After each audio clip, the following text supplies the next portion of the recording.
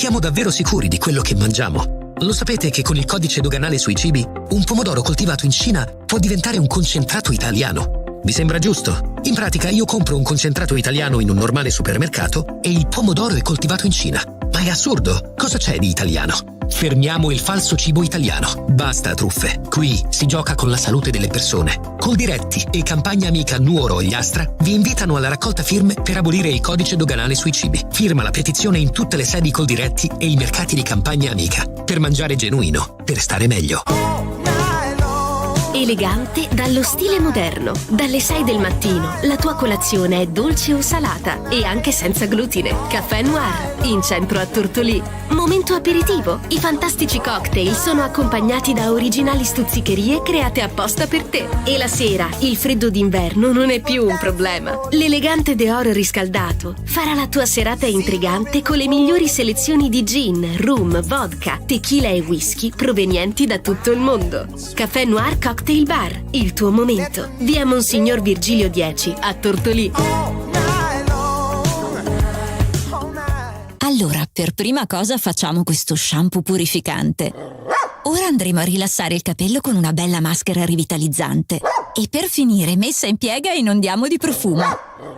Ma certo, abbiamo pensato anche a te. Amy Beauty Air presenta la nuova linea dedicata ai tuoi amici a quattro zampe. Shampoo e balsamo per un effetto davvero wow. Acquistali da Amy Beauty Air, via Macomer 1 dietro Banca Intesa a Tortolì. 0782 62 36 84.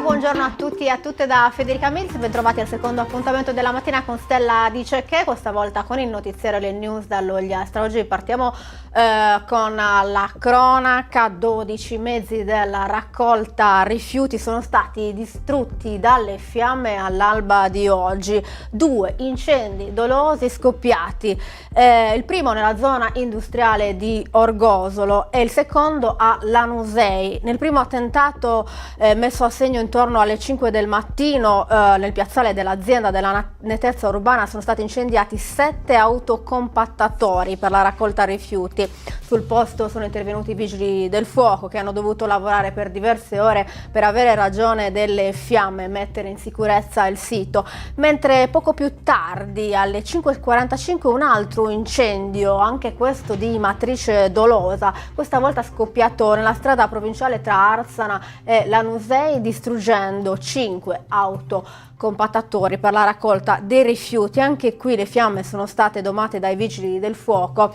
le indagini sono in corso. Andiamo avanti, ora passiamo a Tortolì. Buone notizie per l'ex blocchiera Falchi, perché la giunta comunale ha recentemente approvato un progetto esecutivo nato dalla collaborazione tra l'assessorato ai lavori pubblici e l'assessorato ai servizi sociali e il Plus Ogliastra. Il progetto prevede la riqualificazione di una porzione dell'ex blocchiera finalizzata alla realizzazione di un punto per l'accoglienza e l'accesso ai servizi di contrasto alla povertà. Questo intervento è reso possibile grazie ai fondi del PNRR.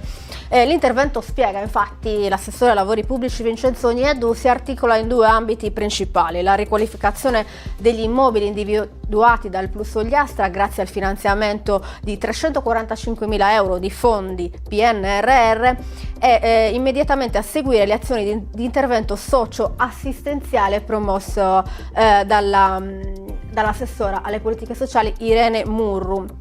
L'iniziativa, continua Nieddu, rientra in un piano molto ambizioso studiato appunto dall'assessora Murru, con l'obiettivo finale di garantire l'inclusione sociale e una risposta strutturata e coordinata alle esigenze del territorio.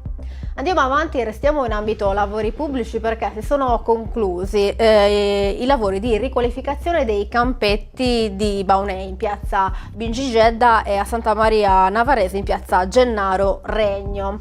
È stato rifatto il manto in erba sintetica in entrambi i campetti, sono state istituite le porte da calcetto con delle nuove, rispondenti a nuovi standard di sicurezza. Confidiamo, siamo certi che questi spazi, per i quali sono stati spesi soldi pubblici, dunque di tutti, saranno tenuti ben ordinati e puliti. Il commento degli amministratori comunali. Ci appelliamo in particolare al senso civico dei bambini e dei ragazzi più grandi, maggiori fruitori di questi spazi, affinché contribuiscano concretamente alla buona gestione dei campetti. Siamo fiduciosi e contiamo sulla collaborazione di tutti. Buon divertimento, questo è l'appello degli amministratori comunali. Ci spostiamo ora alla Lanusei, perché il centro per l'impiego ha cambiato sede, gli uffici sono stati trasferiti all'ex ENAIP in via Il Bono. Il servizio continuerà a essere operativo nei soliti orari, il martedì e il giovedì dalle 9 alle 12 e dalle 15 alle 16:30, mentre il lunedì, il mercoledì, giovedì e venerdì sarà aperto solo la mattina dalle 9 alle 12. Il centro per l'impiego offre supporto ai cittadini, imprese, pubbliche amministrazioni finalizzati all'inserimento o al reinserimento dei disoccupati nel mercato del lavoro.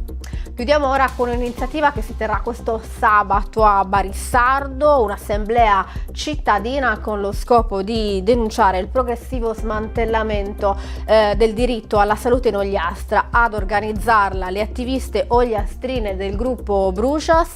Non si tratta più solo della chiusura del punto nascite di Lanusei, dicono. Ciò che stiamo vivendo è il risultato di anni di incuria e privazione di servizi essenziali.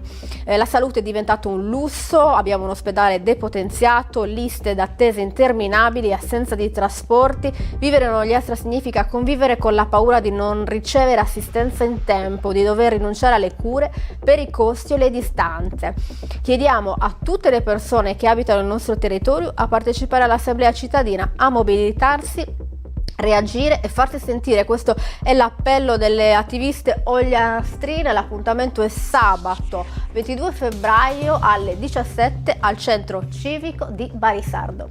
Per oggi è tutto con il nostro notiziario, ma prima di lasciarvi voglio ricordare l'appuntamento di questa sera, perché torna Franco con il suo TNT Bed dalle 18 su Radio Stella ed è qui con noi, eccolo qui, che ci racconterà questa sera la sua nuova puntata. Cosa ci dobbiamo aspettare, Franco?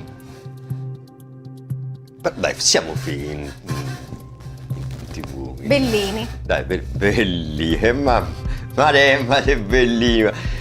E stasera, ciao ciao ragazzi, stasera c'è un appuntamento dalle 18:30, perché poi TNT Bay inizia dalle 18 alle 19:30, ma oggi dalle 18:30 circa abbiamo un ospite al telefono fantastico, Benito Urgu, raga. Wow. Benito Urgu ha accettato di venire a parlare in trasmissione, e quindi sintonizzati, perché non è che stiamo lì a fare lo spettacolo di Benito Urgu, però sai, ci sono delle curiosità per quanto riguarda la sua vita che sono veramente molto. Tu immaginati che lui è andato via da casa sua all'età di 15 anni con un circo.